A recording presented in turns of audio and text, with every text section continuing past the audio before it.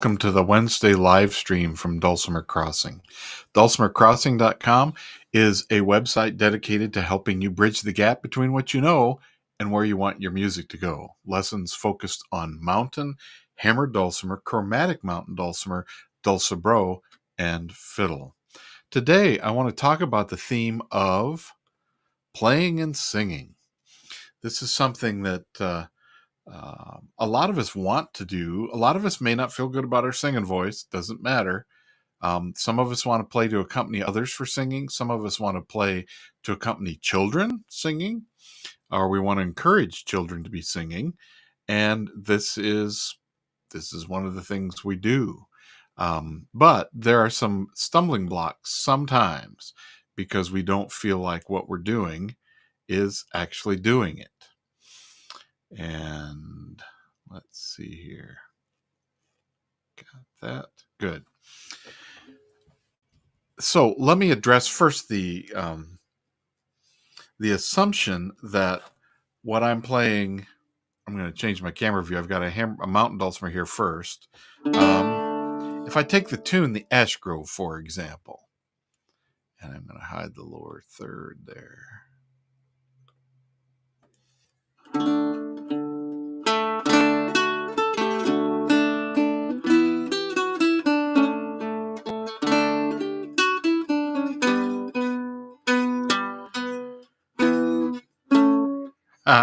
See, it's a little intricate.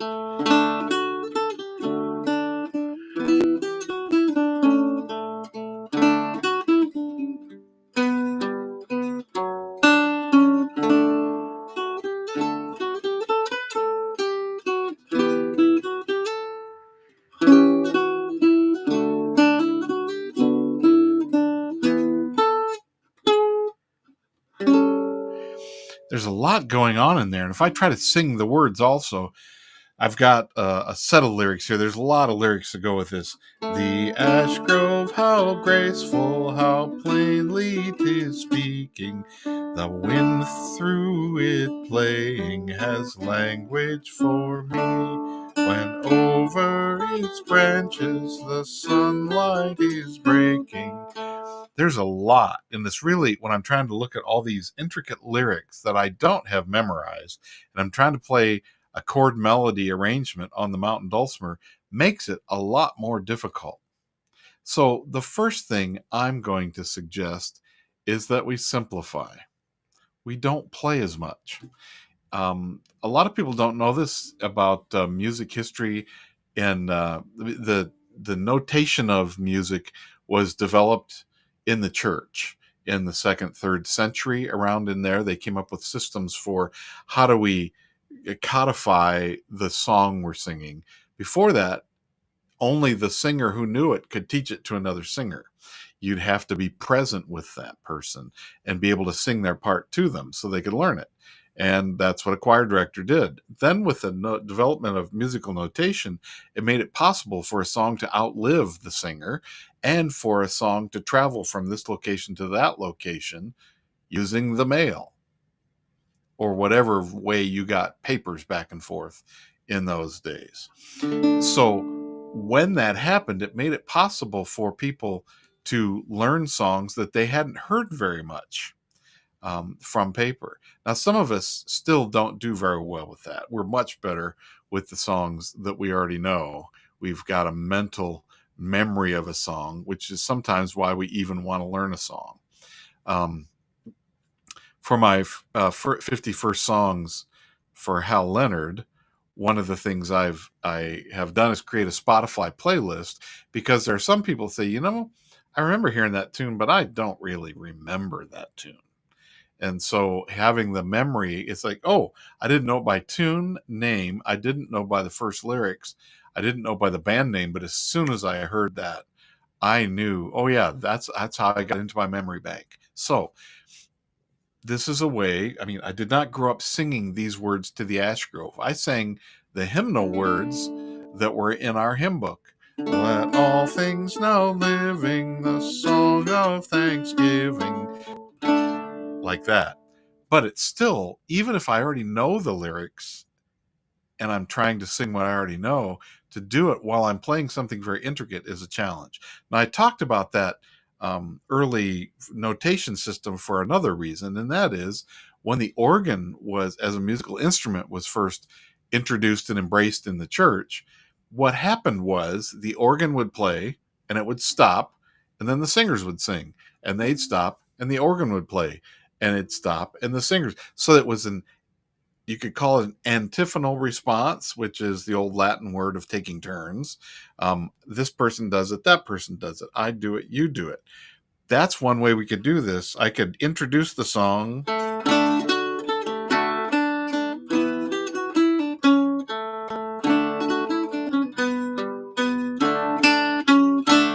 Let all things now living a song of thanksgiving. I could go through it that way. And then I might do just the singing part that goes along with that. And then there's the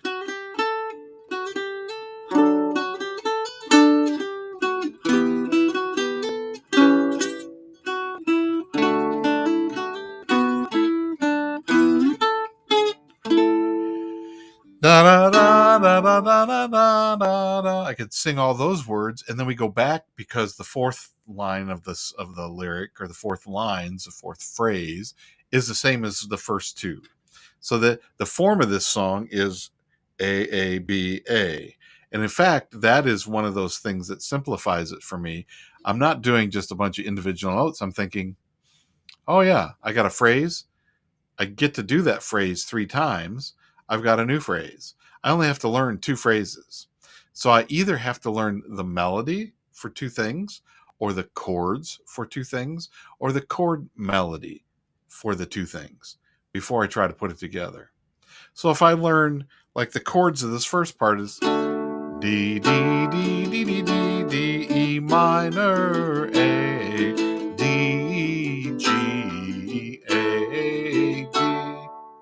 So I'm using my 1, 4, 5 chords, my D, G, and A, and my E minor. That's all that happened in there. Da, D, D, D, D, D, D, D, G, E minor, A, D, G, A, D. And something that can help me if I am not really a tablature reader, but if I have lyrics, and this happens in a lot of churches that use contemporary praise and worship music. You get handed out, you're the musician in the band, but you don't get musical notation. And you might be fine with that because you don't read it. But you get a lyric chart that has chords above the syllables in the lyric when it's supposed to change. If you're lucky, that's been accurately put together so that when you get to that syllable, you know it's time for that chord to change. So a way to simplify it is only play the chords when they change. Let all things now living a song of thanksgiving. The people of God from this building take leave. So you're only strumming and playing when the chord changes. Or you could do it the first beginning of the first measure. Bum bum ba da bum bum bum bum ba ba ba ba bum bum bum bum ba ba ba ba bum bum bum bum bum bum bum bum bum. Or all the beats. Bum bum ba ba bum bum bum bum ba ba ba ba bum bum bum ba ba ba ba bum bum bum bum bum bum bum. And when you get to that middle section, do dee dee dee dee dee dee dee dee, we add the B minor chord. Da da da B minor, E A D B minor. Now it's an E major chord, but my 1 1 1, I'm simplifying. 1 1 1 can work for major or minor. Bum bum bum bum. There's my A again. Bum bum bum bum bum bum bum bum bum bum bum bum. Bum bum bum bum. So that's how it happens on the mountain dulcimer. If you have experience about that or questions about that, feel free to comment. That's just fine. But I'm going to turn our attention to the hammer dulcimer because it's the same process, but it looks different.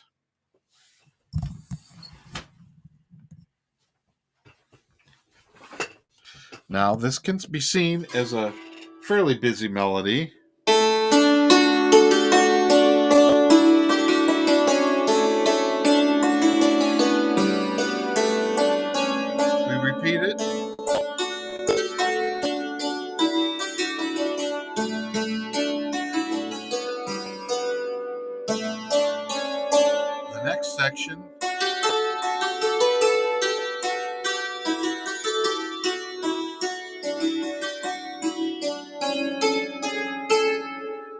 what's special is just like on the mountain dulcimer, I had to go to the middle string to get that G sharp.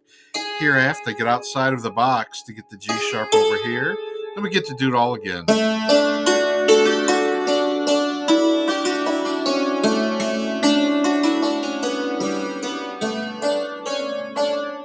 And you might notice that I played in kind of a 7 pattern that picked up the A over here. I could play the A up here. I also played these 2 notes over on this side, so I can play very horizontally. So the hammer dulcimer offers me some options of where I want to play. But now, doing that and looking at my lyrics, which are in my iPad over here, the ash grove, how graceful, how plainly 'tis speaking, the harp roars through his fingers, his language for me. These lyrics are more unfamiliar with me. I know the tune, the lyrics are what's confusing. Now, you may be someone who says the lyrics work, the tune is what's confusing. In either case, I'm going to simplify. I can just play the name of the chord, the ash grove, how plainly, D, D, D, D, D, D, D, D, D, D, D, D, D, D, A, D, D, D, D, D, D, D, D, E, A, D, G, A, D. And when I'm doing that, here's the thing about singing and playing an instrument that is a good thing. I really like it. And that is, as I sing and play, the instrument helps me have a key reference. And if I'm someone who kind of can be pitchy, where I'm not quite, what I'm singing, what I'm playing, kind of glides in and out of the key that I'm in, the instrument can help ground me with that. And strumming it every now and then helps me reset where I need to be. Okay? Now, that's just, and I'm playing it in the same register that I'm singing. If my voice was higher,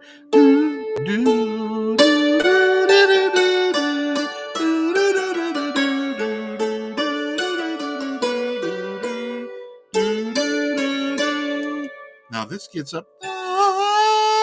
That's about the top of what I'm going to get today, which is an A. Sometimes I can get a B. There's a B, but I don't think it's pretty at all.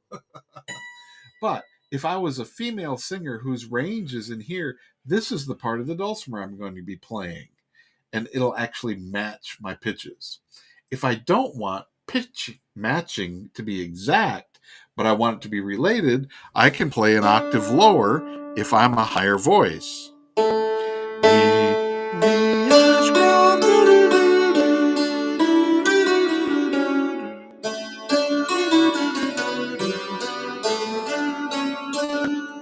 So I'm singing down here, but I'm singing in this range, but playing the pitches in this octave. And if I was to do that on the mountain dulcimer, I could do the same thing. And I can demonstrate that in just a minute. But let's stay here.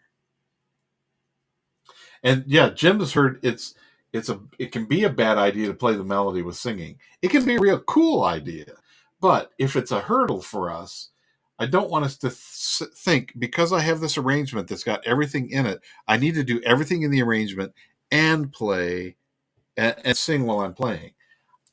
That's going to be an impediment that might be a hurdle that you can't get over. It might be more like a steeplechase or a wall that's going to be very difficult to get over.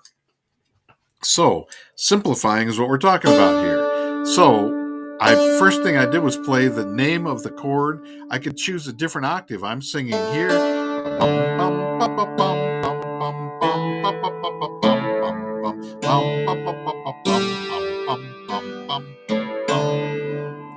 And I could play all in the low octave while I'm singing in this middle octave. I could play it up higher. Bum bum bum bum bum bum bum bum bum bum bum bum bum bum bum bum bum. And I was just using 2 A's for interest.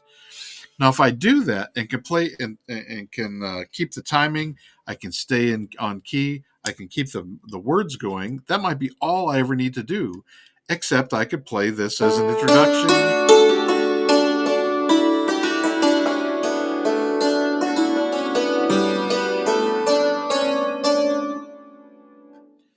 Now, when this becomes really important is there may be a place in the song, like in the B part of this one. It's a sequence, and all I got to do is step down one, step down again,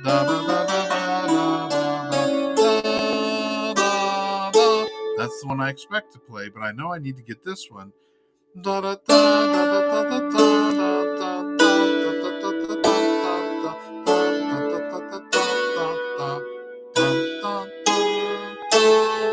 I might only play that note that I need to get when it's time to get there, because I need that G sharp that's part of the E major chord, which is the surprise chord in here.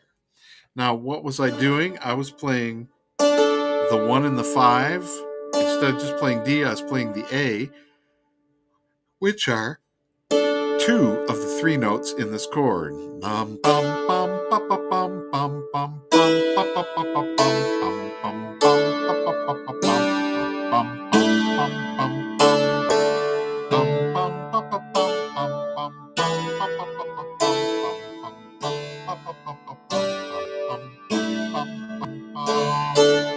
You'll notice I'm playing these 1s and 5s in more than one location, in more than one octave. So it doesn't, my accompaniment can be simple and not boring at the same time.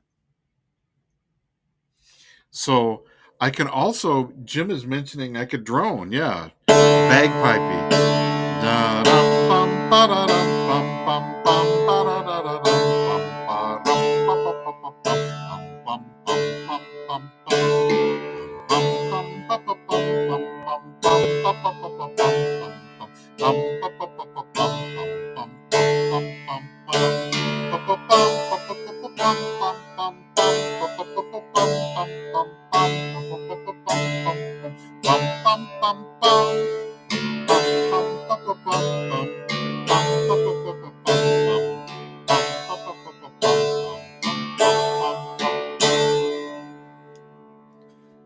It has a different feel, but it is a legitimate way to accompany. I'm playing the drone on the tonic and the fifth of the core of the key. When I'm moving around, I'm playing the 1 and the 5, first and fifth of each chord, D. E minor is E and B. A is A and E. G is G and D. And B minor is B and F sharp. So I don't have to play anything. I can just keep my hands parallel to each other while I'm doing the singing. And I have to think of, because I'm thinking parallel, I'm only thinking about the name of what's on this side, because that's the name of the chord. D, D, D, D, D, D, D, D, E minor, A, D, G, A, D. So this hand learns to accompany what's going on this side, and I keep them parallel to each other. So I've simplified by not playing the melody at the same time I'm singing. That's the first thing. I have played just the tonic of the chord, the name of the chord, as a single note. I've played the 1 and the 5. I've alternated between the singing and the playing. On the mountain dulcimer, I did the same thing, and I started strumming only. I'm going to have to move my body because I moved my chair for the hammer dulcimer. There we go. I played the chords only on the first beat of the measure when the chord changes. Then I played the chords on the first beat of every measure. And then I did all the beats.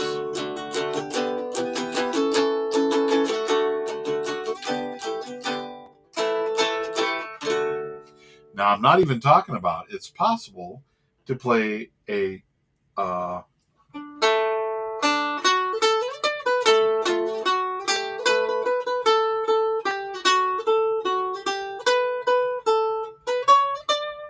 I'm playing a counter melody or a harmony that goes along with the melody, which is another option. It's not an easier option, but it's a very interesting option.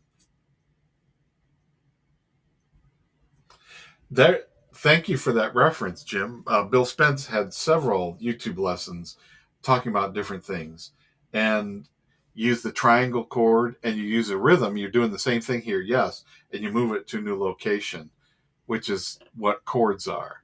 Now, because I'm using open chords, I have to think of different things. But if I wanted to use the L-shaped chord,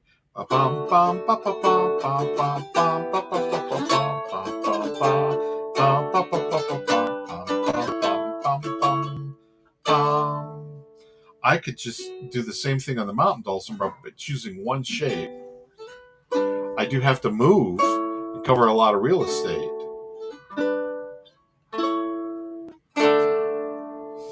but it is a good way to do it as well. So when um, when singing and playing, those are the things I'm thinking about. Now, sometimes it comes time to play a concert, and you're asked, you're requested, commissioned, or have decided. I mean, you can self-commission yourself. That's kind of duplicate, isn't it? Self-commission yourself. You can commission yourself to do a song for a certain reason. The Idaho Songwriters Association has a monthly share a song with one another. We do it online. We also do it in person. I haven't been for a long time to the in-person one. And now I have conflicts because it's always on a Tuesday night, and that's when my evening prayer service is for Lent. So I have to give that in-person thing up for the Lent. But I've commissioned myself to do a song. So I've got to record it and send it in so that it can be shared when all the other songs are shared. That's what's got to happen. So I've got to get, maybe it's a song I wrote, but it's been a little while since I performed it. So now I've got to get myself comfortable with singing the words. On a computer, I have this big screen. I have Scotch tape. I have a lyric sheet. I can tape it up on the computer, and it's like using this big music stand right here. That doesn't work the same when you're with people.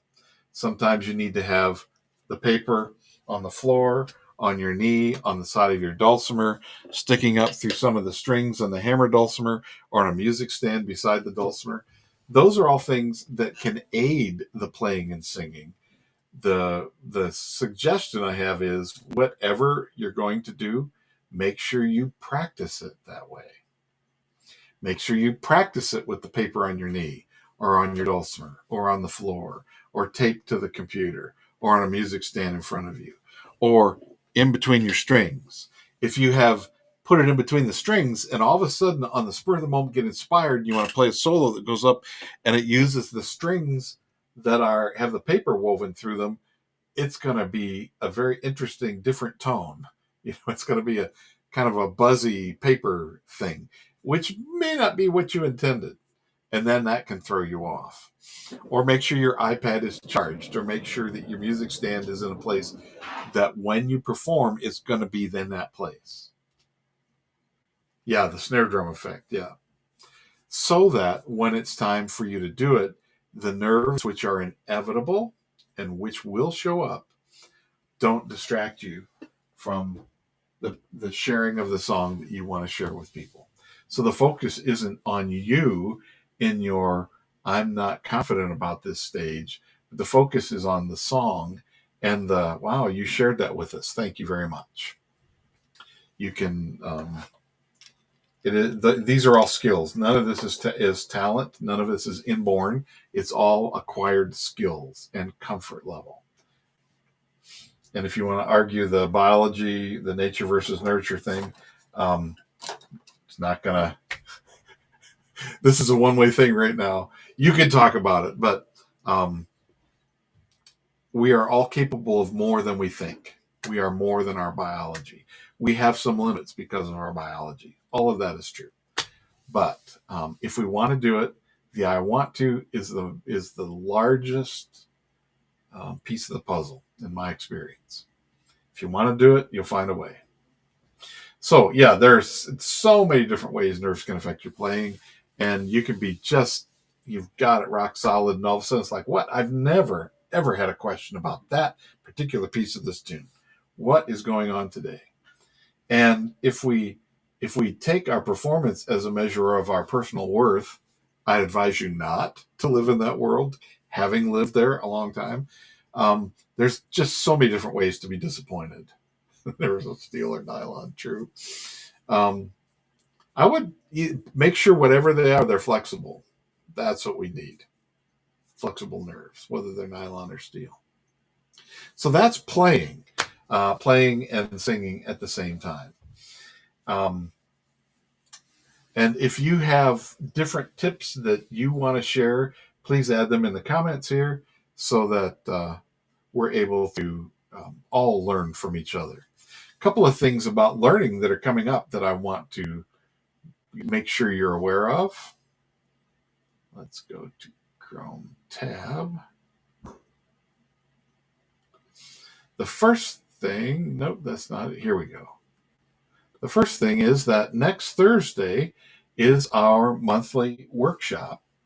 And this is going to be with Rick Thumb, hammer dulcimer player from the St. Louis area. And he's going to talk about syncopation. This is something Erin May is very excited about because it's what she said. I learned syncopation from Rick Thumb's hammer dulcimer playing on my mountain dulcimer. So these things transfer. And both Erin May and I will be there to help translate what he's talking about for your instrument. And this is on Zoom. If you're a workshopper or a mentor level student, you automatically get access to that. If you're a dulcimer DIY student, you can upgrade for just $25 to join this workshop. Or if you're not a Dulcimer Crossing subscriber at all, you can purchase a ticket right here. Everybody, whether you purchase an a la carte ticket or you're already a member, you get access to the archive video of this one. If you're a member, a mentor, or workshop student, you also get you get access to the entire archive of our workshops. Coming up in March, the 4 equidistant dulcimer day, which is where we take our strings and divide them in 4 equidistant shapes from each other, is taking place. It's an all-day workshop, and we're going to focus. And then later in March, the week after that, Hunter Walker is going to do his foray into 4 equidistant. We thought we'd just keep that theme going for the month. Now, the other thing that's happening in March that I am not in charge of, but I'm very excited about, is the Dulcimoon. Deborah Hamoris and her crew is hosting this workshop called Dulcet Tones, Amplifying and Recording Your Dulcimer. It's a 4-class series that takes place on Saturdays. And what's very exciting that I thought the lead was buried a little bit is the people teaching this are Tessa Call and Brian Walker, who are the sound engineers from the Freight and Salvage in I got to get their website up here in Berkeley. This is the premier acoustic venue for folk music, for all kinds of genres, and they're the ones that do the sound for so many events there. I've heard them both do sound, and they're going to talk about that. And, well, who's this? A steel player. Okay, here's who's coming up.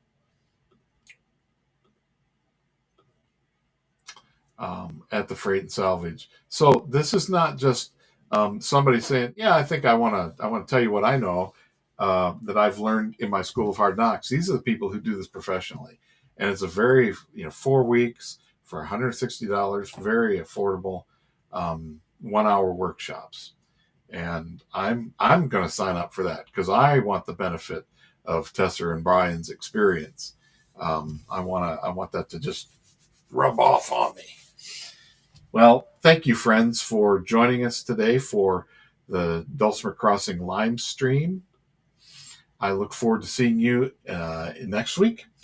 And I think, Jim, this is not going to be a mountain. It may be a mountain dulcimer focus from Deborah's first initial idea. But if we look at not that, sorry. if we look at the description here on the page, whoops, there we go. Are you seeing that? You can see that it's got both dulcimers in the picture here. And Tessa and Brian are not dulcimer players; they are sound people, and they work with uh, all the different instruments that come into the freight. And that's my point of showing that other stuff. They can help you work well in a live situation and in a recording situation.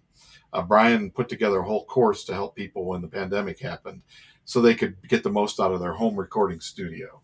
So let me put a couple of these into the chat here. This is the dulcet tones amplifying recording workshop.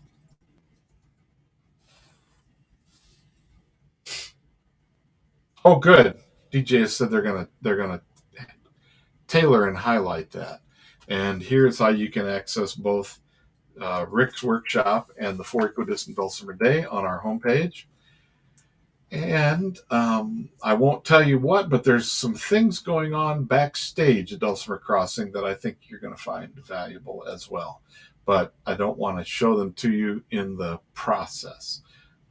So I'll just leave it at that and pique your interest.